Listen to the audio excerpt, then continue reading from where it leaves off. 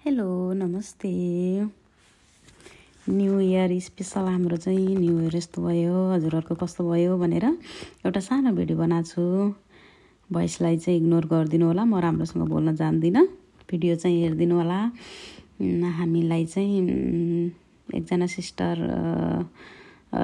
Invite गर्नुभएको थियो new इयरको दिन। अनि दिउँसो हामी रेडी भइराख्यौँ। अनि उसको बाबा अफिसबाट आएपछि अनि हामी पोको पुन्तुरो एउटा बनाएर, अनि उहाँले केही नल्याउनु है, केही नल्याउनु भन्नुभएको थियो। हामीले यतिकै लैजाउँ न भनेर अनि त्यसपछि पानीपुरीहरू अलिकति के बनाएर लग्यौँ। अनि हामी गयौँ। उहाँले चाहिँ केही पर्दैन है, पर्दैन नै भन्नुभएको थियो। हामीले यत्तिकै सायद पानीपुरी भन्ने कुरा उहाँहरूलाई थाहा पनि छैन, उहाँ गएपछि स्पेसल हुन्छ भनेर। अनि हिउँले एकदम सबै मरेको थियो नि त। अहिले चाहिँ समर लागेर जताततै हरियाली हरियाली छ, कस्तो बाहिर हिँड्नलाई एकदम आनन्द छ आजभोलि चाहिँ। अनि घाम पनि। अनि छोरी छेउ करुणा दिदीकोमा जाने हो भन्दै रमाउँदै छ। 2-3 दिन अगाडिदेखि नै उहाँले बोलाएको बेलादेखि नै दिदीकोमा जाने जाने जाने भन्दै रमाउँदै छ। ऊ पोजो गाडीभित्रै पोजले फोटो खिच्दैछ।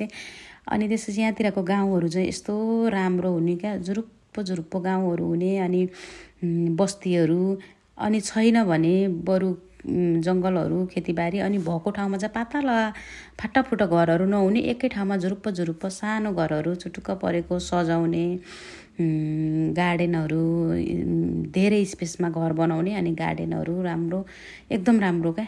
हाम्रो उता इलाममा पनि मैले यस्तै देखाएको थिएँ, इलामतिर पनि यस्तै घरहरू।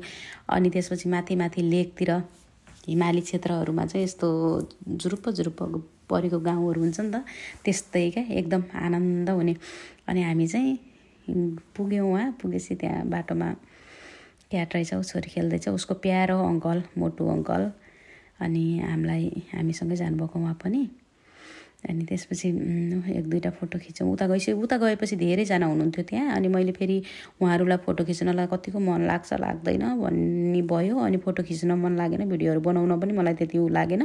अनि यो चाहिँ लास्टमा निस्किने बेलामा 2-4वटा फोटो खिचेर अनि दिदीहरूलाई अङ्कललाई बाई भन्दै थियो छोरीले।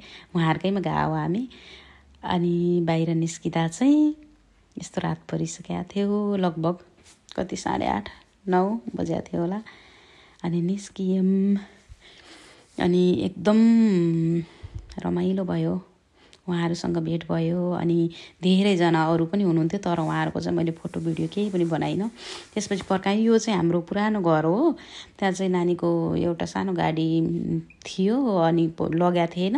अनि त्यसपछि उतै गएको बेलामा भनेर अनि त्यहाँबाट गाडी लिएर आयौँ। अनि हामी आइपुग्यौँ हाम्रै अहिले बस्ने घरमा। हाम्रो न्यू इयर यस्तो भयो, हजुरहरूको कस्तो भयो कमेन्ट गर्नु होला है त।